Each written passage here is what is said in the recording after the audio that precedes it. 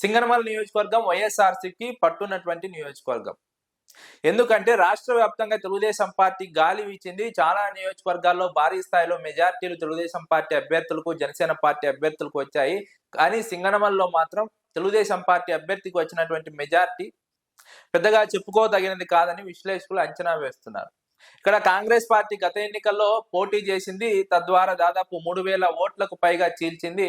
లేదంటే ఆ ఓట్లు కూడా వైఎస్ఆర్సీపీకి పడి ఉంటే తెలుగుదేశం పార్టీ అభ్యర్థి మెజార్టీ మరింత తగ్గేది.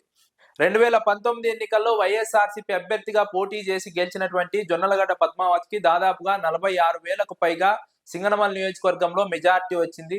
2024 ఎన్నికల్లో తెలుగుదేశం పార్టీ నుంచి పోటీ చేసిన బండారు శ్రావణశ్రీకి 8,000కు పైగా మెజార్టీ వచ్చింది. అంటే ఇక్కడ శైలజానాథ్ 2024 ఎన్నికల్లో కాంగ్రెస్ పార్టీ నుంచి పోటీ చేయకపోయి ఉంటే ఇక్కడ బండారు శ్రావణి మెజార్టీ మరింత తగ్గేది. అది 4,000కో 5,000కో పరిమితం అయ్యేది. శైలజానాథ్ పోటీ కారణంగా ఆమెకు 8,000 మెజార్టీ వచ్చినట్టుగా విశ్లేషకులు అంచనా వేస్తున్నారు. అయితే గత ఎన్నికల్లో వైఎస్ఆర్సీపీ నుంచి వీరాంజనేయులు పోటీ చేశారు. వీరాంజనేయుల పైన బండారు శ్రావణశ్రీ తెలుగుదేశం పార్టీ నుంచి గెలిచింది. సాగే శైలజనాథ్ గత ఎన్నికల్లో కాంగ్రెస్ నుంచి పోటీ చేసి ఆ తర్వాత వైఎస్ఆర్సీపీలో జాయిన్ అయ్యారు. జగన్మోహన్ రెడ్డి ఆయన్ను వైఎస్ఆర్సీపీ సింగనమల నియోజకవర్గ ఇన్ఛార్జ్ గా నియమించారు.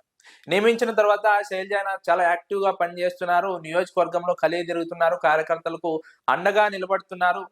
ఏదైనా సమస్య వచ్చినప్పుడు క్షేత్రస్థాయిలోకి వెళ్లి కార్యకర్తలకు భరోసా ఇచ్చే ప్రయత్నం చేస్తున్నారు.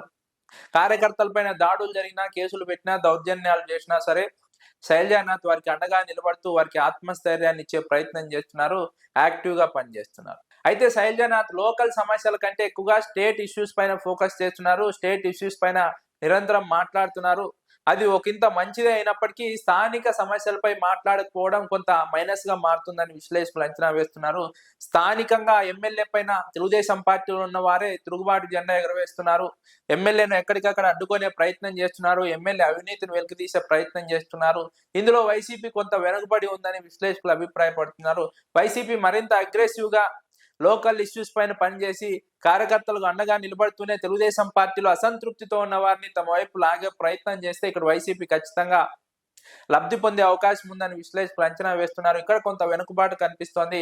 శైలజానాథ్ స్టేట్ ఇష్యూస్ పైన ఫోకస్ చేస్తూనే, స్టేట్ ఇష్యూస్ మాట్లాడుతూనే లోకల్ ఇష్యూస్ మాట్లాడాలి. లోకల్ ఎమ్మెల్యే అవినీతి అక్రమాలపైన మాట్లాడడం ద్వారా మరింతగా ప్రజల్లోకి వెళ్తారు. ఇబ్బంది పడుతున్న ప్రజలకు అండగా నిలబడడం ద్వారా మరింత ప్రజల విశ్వాసాన్ని చురగొనే అవకాశం ఉంటుందని విశ్లేషకులు అభిప్రాయపడుతున్నారు.